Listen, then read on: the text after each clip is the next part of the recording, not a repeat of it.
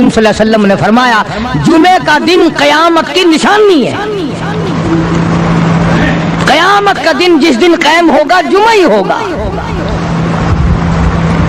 آج جمعہ تفریح کا دن ہے، آج جمعہ جوے کا دن ہے، آج جمعہ شراب پینے کا دن ہے، آج جمعہ کھیل تماشا بے حیائی بدماشی کا دن لوگوں نے بنا لیا. ایک ہمارا ماحول ہے، آپ ذرا توجہ فرمائیں. جمعے کے دن فلموں میں رش ہے، جمعے کے دن سینما کے ٹکٹ کا رش ہے، جمعے کے دن VCR بہت زیادہ چلتے ہیں، جمعے کے دن ٹیلی ویژن پہ بڑا رش ہوتا ہے، جمعے کے دن بدماشی ہے، جوا ہے، بے حیائی، زیادہ سے زیادہ بے حیائی جمعے کے دن ہوتی ہے. حالانکہ حضور کریم صلی اللہ علیہ وسلم نے فرمایا جمعے کے دن ایک گھڑی ایسی آتی ہے جو مانگو وہی ملتا ہے. جس حال میں کچھ کوئی مشغول ہوگا وہی اس کی زندگی کا مستقل ذریعہ بن جائے گا. کون سمجھائے تمہیں؟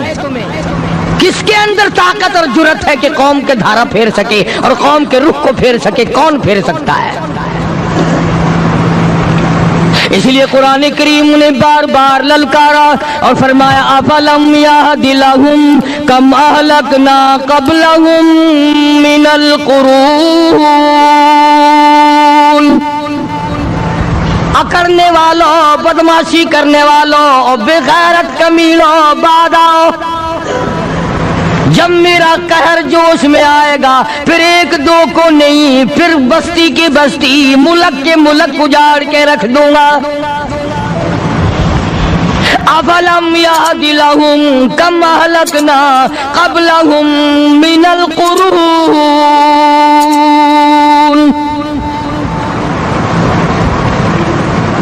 میں نے قرن کے قرن اجاڑ دیے، میں نے روئے زمین کے مالک اجاڑ دیے، میں نے ملکوں کے بادشاہ اجاڑ دیے، میں نے وزیر اعظم اجاڑ دیے، میں نے گورنروں سے بھیک کے ٹکڑے منگوا دیے. میں وہ خدا ہوں وتعز من تشاء وتذل من تشاء بیدک الخیر انک علی کل شیء قدیر.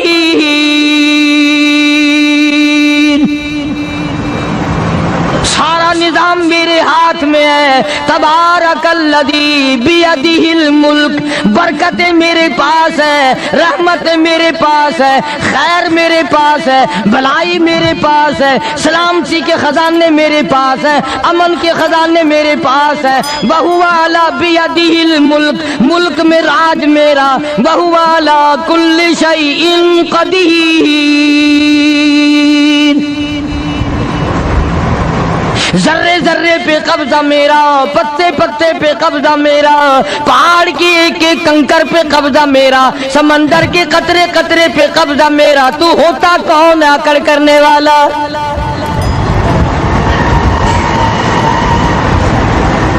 غور نہیں کرتے، سوچتے نہیں ہیں کہ کلام الہی ہمیں کیا بتانا چاہتا ہے. جناب عثمان رضی اللہ تعالیٰ عنہ فرماتے ہیں اور لوگوں میں نے ساری زندگی گزار دی اسلام کے بعد جس دن سے میں نے کلمہ پڑھا آخری دم تک کوئی جمعہ ایسا نہیں، کوئی جمعہ ایسا نہیں گزرا اللہ کے نام پر میں نے ایک غلام خرید کے آزاد نہ کیا ہو. پہلے لوگ بھی جمعے کے دن درود پاک کی کثرت کرتے تھے، خیرات کیا کرتے تھے کہ 8 دن کا کفارہ ہو جائے، اللہ تبارک و تعالی راضی ہو جائے. آج کے دن قیامت آئے گی، نہ جانے میرا کیا حال بنے گا، کن لوگوں میں میرا شمار ہوگا. مدنی کریم صلی اللہ تعالی علیہ وسلم کا دربار لگا ہوا ہے، مجلس ہے آقا مدنی صلی اللہ علیہ وسلم کی. وہ کتنے مقدروں والے جوان تھے جو اپنے محبوب صلی اللہ علیہ وسلم کی مجلس میں بیٹھتے تھے. وہ کتنے خوش بخت اور خوش نصیبے والے لوگ تھے جو اپنے آقا کے سامنے بیٹھتے تھے. حضور کریم صلی اللہ علیہ وسلم نے فرمایا مجھے 3 چیزوں سے بڑی محبت ہے، 3 چیزیں بڑی پیاری لگتی ہیں، 3 چیزیں دنیا میں بڑی مرغوب ہیں مجھے. فرمایا ایک نماز میری آنکھوں کی ٹھنڈک ہے. سرکار کی پسندیدہ بات سنو، فرمایا نماز میری آنکھوں کی ٹھنڈک ہے، جو نماز پڑھتا ہے وہ میری آنکھوں کو ٹھنڈا کرتا ہے، جو نماز نہیں پڑھتا کیا مطلب؟ وہ مجھے رنج دیتا ہے۔ اور جامع ترمذی میں ایک حدیث موجود ہے، ارشاد ہے حضور کریم سب کہہ دو صلی اللہ علیہ وسلم کا، فرمایا کہ ہر پیر کے دن، ہر جمعرات کے دن ہر امتی کا نامہ اعمال میرے سامنے پیش کیا جاتا ہے، ہر امتی کا اعمال نامہ سرکار کے سامنے کر دیا جاتا ہے، تیرے فلاں امتی کا یہ عمل ہے۔ ذرا مسجد میں بیٹھے ہو، قبلے کی طرف منہ کیے بیٹھے ہو، لوگوں سوچو تو صحیح ہمارے اعمال نامے دیکھ کر آقا کو کتنا رنج ہوتا ہوگا، ہمارے کردار دیکھ کر، ہماری روسیائی کو دیکھ کر آقا کو کتنا رنج پہنچتا ہوگا صلی اللہ علیہ وسلم۔ ارے ہم نے حضور کی ذات اقدس کو رنج پہنچایا، پریشانی پہنچائی، تکلیف پہنچائی، پرواہ نہیں کرتے نمازوں کی، نوجوان بھی بوڑھے بھی حج کر کے بھی نماز پڑھتے لوگ، اور اب تو ویسے بھی دانا بینا لوگ ہیں۔ تو آپ نے ارشاد فرمایا کہ میری آنکھوں کی ٹھنڈک نماز میں ہے، تین چیزیں مجھے پیاری ہیں پوری دنیا میں، تین چیزیں پسندیدہ ہیں میری۔ سب سے پہلی فرمایا نماز میری آنکھوں کی ٹھنڈک ہے، قرۃ عینی فی الصلاۃ او کما قال النبی صلی اللہ علیہ وسلم، فرمایا جس آدمی، جس امتی کا یہ دل کرے کہ میں نبی کی آنکھ ٹھنڈی ہو، اسے چاہیے کہ نماز پابندی سے پڑھے۔ دوسرا فرمایا وفادار عورت مجھے بڑی پسند ہے، حضور کریم صلی اللہ علیہ وسلم نے فرمایا وفادار عورت، ہائے ہائے ہماری ماؤں سے زیادہ وفادار کون ہوں گی؟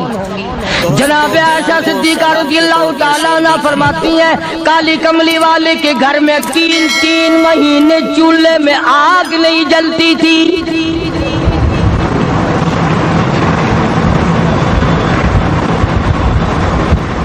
دوسروں کے واسطے ہے سیم و زر و گوہر، اور اپنا یہ حال ہے کہ چولہا ہے بجھا ہوا۔ جناب عائشہ صدیقہ رضی اللہ تعالیٰ عنہ فرماتی ہیں ہمیں 24 گھنٹے میں ایک پانی کا پیالہ اور ایک کھجور کا دانہ ملا کرتا تھا۔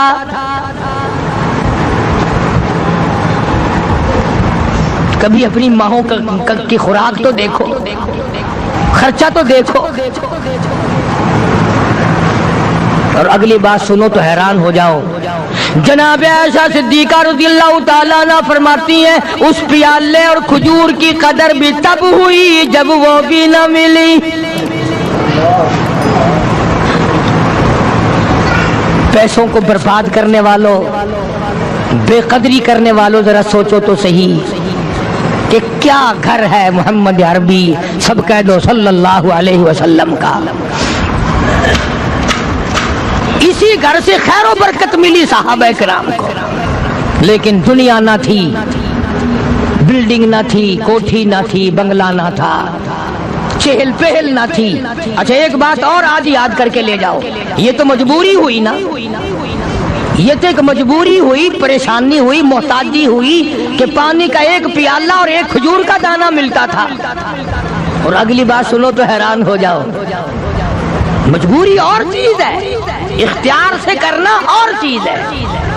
جناب فاروق اعظم رضی اللہ تعالیٰ عنہ کی حکومت ہے، عائشہ صدیقہ رضی اللہ تعالیٰ عنہ سال کا خرچہ 12,000 روپیہ بوری میں بھر کر حضرت عمر نے حضرت عائشہ کے گھر پہنچا دیا، لو تمہارا یہ سال کا خرچہ آ گیا۔ سال کا خرچہ حضرت عمر رضی اللہ تعالیٰ عنہ نے جناب عائشہ صدیقہ رضی اللہ تعالیٰ عنہ کے پاس بھیجا۔ اتنا بڑا بورا بھر کر آیا۔ اللہ غنی، بجائے خوش ہونے کے، بجائے مچلنے کے، بجائے فخر کرنے کے، اپنی خادمہ سے فرمانے لگی، حضرت عائشہ خادمہ سے فرمانے لگی میں نے تو اپنے محبوب صلی اللہ علیہ وسلم کے پیٹ پہ پتھر دیکھے، میں نے تو کالی کملی والے کو فاقے کرتے دیکھا۔ خادمہ سے فرمانے لگی اس بوری کے اور میرے درمیان میں کپڑا لٹکا دے، میری آنکھ دیکھنا گوارا نہیں کرتی، میری آنکھ دیکھنا بھی گوارا نہیں کرتی۔ اس نے کپڑا لٹکا دیا۔ اس کے بعد خادمہ سے فرمانے لگی مدینے میں اعلان کراؤ جس کو خیرات چاہیے وہ عائشہ کے دروازے سے آ کے لے جائے رضی اللہ تعالیٰ عنہ۔ سارے مدینے میں اعلان ہوگا خیرات لینے والے آ جاؤ۔ شیئر ضرور کریں۔ ایک اور بات تھی اس وقت میں، ضرورت مند جاتا تھا، یہ نہیں کہ ٹیبک میں ہزاروں روپیہ پڑا ہوا پھر بھی مانگ کے کھانا ہے، جیب میں ہزاروں روپیہ پھر بھی مانگنا ہے، پلے سے نہیں کھانا۔ کہ جتنے بھیک مانگے ہیں نا بھیک مانگنے والے، 1 کروڑ روپیہ دے دو انشاءاللہ شام کو پھر بھی مانگے گا، اس کے مقدر میں بھیک مانگنا ہے۔ فرمانے لگی کچھ نہیں ہے، وہ خادمہ کہنے لگی کچھ نہیں ہے۔ اب وہ خادمہ کہنے لگی کہ اگر 1 ٹکے کا گوشت منگوا لیتی تو تم بھی اپنا روزہ کھول لیتی گوشت سے، میں بھی کھا لیتی۔ کیا جواب دیا اما عائشہ صدیقہ رضی اللہ تعالیٰ عنہ نے؟ فرمانے لگی اب تانا دینے سے کیا فائدہ، تو نے اس وقت یاد کیوں نہیں دلایا؟ اس لیے میں نے یہ واقعہ سنا دیا کہ پہلی بات سن کر کے تو آپ لوگوں کے دل میں بھی یہ بات آئی ہے نا کہ جی مجبوری ہے، چوری تو وہ کرنے سے رہی بیچاری، پریشانی جو ہوئی، غربت جو ہوئی، تنگی جو ہوئی، چلو پانی کا پیالے پہ گزر کیا۔ اور نہیں، یہ حضرات اختیاری بھی فاقہ کرتے تھے۔ اب 12,000 آیا اور افطار کرنے کے لیے چھچوا رہے، کھجور بھی نہیں۔ اور ہم تو خدا جانے کب کب تک کا انتظام سوچتے ہیں، پوتے پوتیوں تک کا انتظام جب تک نہ کر لیں اور اولاد در اولاد تک کا انتظام نہ کر دیں اس وقت تک ہماری تسلی تو ہوتی نہیں۔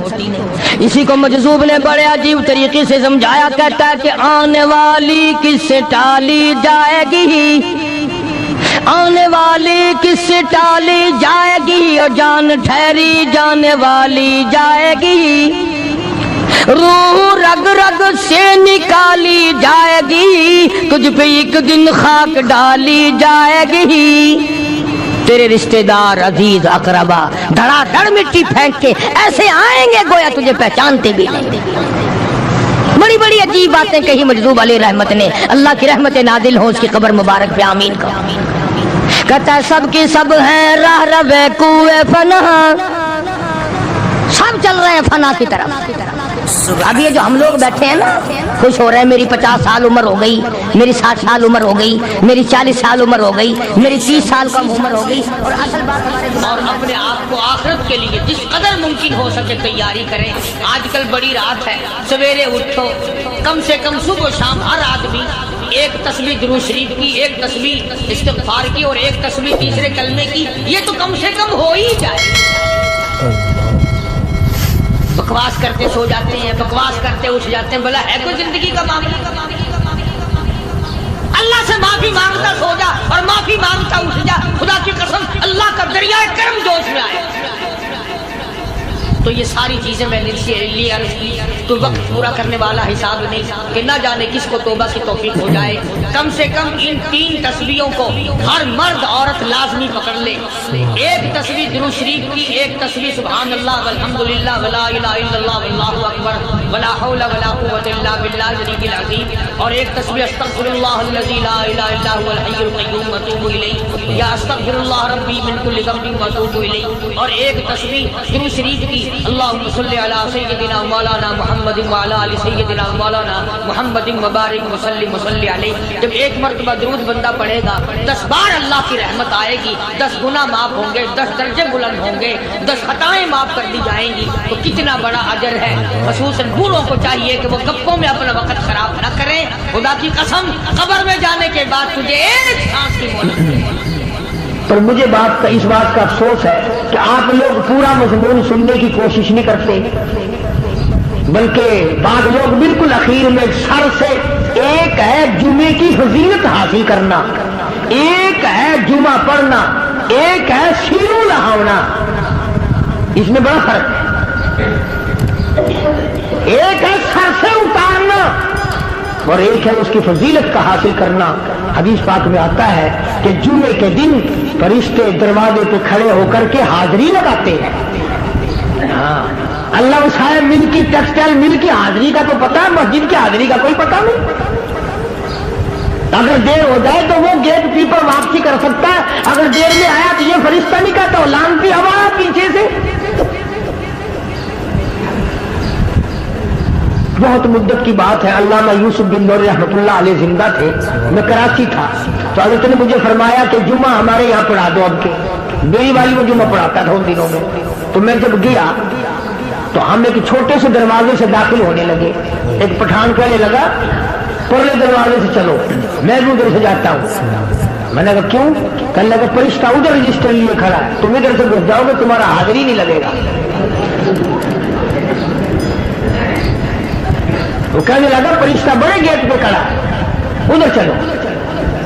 تو کم سے کم اس پٹھان کا تو یہ عقیدہ ہے کہ فرشتہ کھڑا ہے، اور تمہارا خیال یہ ہے کہ جمعے کے دن نہ فرشتہ ہے نہ خدا ہے، کوئی بھی نہیں ہے۔ اس لیے سیرت النبی صلی اللہ علیہ وسلم کا عنوان شروع ہوگا، وقتی آؤ پورا مضمون سنو تاکہ لطف آئے، دل و دماغ بنے۔ اور عقیدہ میں نے تمہیں بتا دیا، لا الہ الا اللہ، خدا کے سوا الہ کوئی نہیں، مشکل کشا کوئی نہیں، پیدا کرنے والا کوئی نہیں، فصل میں، دکان میں، کارخانے میں اس کے سوا برکت دینے والا کوئی نہیں۔ اور یہ بات بتائی کس نے؟ محمد الرسول اللہ صلی اللہ علیہ وسلم، ہمارے نبی حضرت محمد الرسول اللہ صلی اللہ علیہ وسلم نے ہمیں یہ بات بتائی، خدا کے بعد خدا کوئی نہیں، مصطفیٰ کے بعد نبی کوئی نہیں، حضور صلی اللہ علیہ وسلم کے بعد کوئی کسی قسم کا جو نبوت کا دعویٰ کرے وہ کافر ہے، دجال ہے، بے ایمان ہے، وہ خنزیر سے بدتر ہے جو میرے آقا کے ختم نبوت کے تاج کو ہاتھ لگائے گا۔ فرمایا لہم قلوب لا یفقہون بہا، اللہ پاک جل شانہ فرماتے ہیں جس کا دل قرآن کریم سمجھنے کا عادی نہیں، لہم قلوب لا یفقہون بہا، جس کا دل قرآن سمجھنے کے لیے تیار نہیں، وَلَهُمْ أَعْيُنٌ لَا يُبْصِرُونَ بِهَا، جس کا کان اللہ کا قرآن سننے کے لیے تیار نہیں، أَمْ لَهُمْ آذَانٌ لَا يَسْمَعُونَ بِهَا، أَمْ لَهُمْ آذَانٌ يَسْمَعُونَ بِهَا، جس کا کان خدا کا قرآن سننے کو تیار نہیں۔ خدائی فیصلہ سنو، اللہ کے قرآن کا فیصلہ سنو، اللہ کے کلام کا فیصلہ سنو، جس کا کان میرا کلام سننے کے لیے تیار نہیں، جس کو میرا قرآن سن کے مزہ نہیں آتا، جس کو میرا کلام سن کے حلاوت نہیں آتی، جس کو میرا کلام سن کے لذت نہیں آتی، جس کی روح تازی نہیں ہوتی، جس کو لطف نہیں آتا، جس کو کیف نہیں آتا، جس کو سرور نہیں آتا، جو میرا قرآن سننے کو تیار نہیں، جو میرا قرآن آنکھوں سے دیکھنے کو تیار نہیں، جو میرا قرآن سننے سمجھنے کے لیے تیار نہیں، آؤ پھر خدائی فیصلہ سنو۔ فرمایا اولئک کالانعام،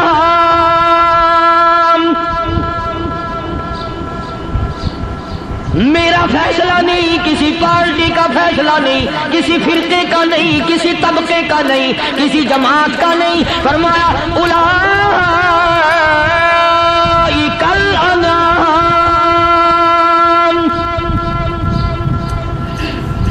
کرنے والا مالک و خالق کہتا ہے مجھے اپنی کبریائی کی قسم یہ سارے جانور ہیں،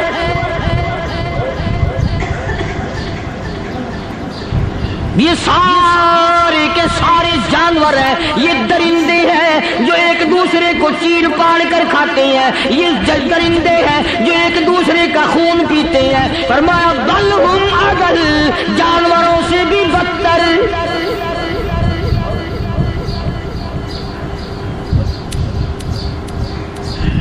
جس کے دل میں قرآن سن کر ترس نہیں، جس دل میں رحم نہیں، اپنے سے کمزور دیکھ کر جس کے دل میں شفقت نہیں، مہربانی کا مادہ نہیں، فرمایا وہ کوئی بندہ ہے وہ تو جانور ہے، اور خدا قسم میں آ گیا فرمایا بل ہم اضل، اس سے بھی بدتر۔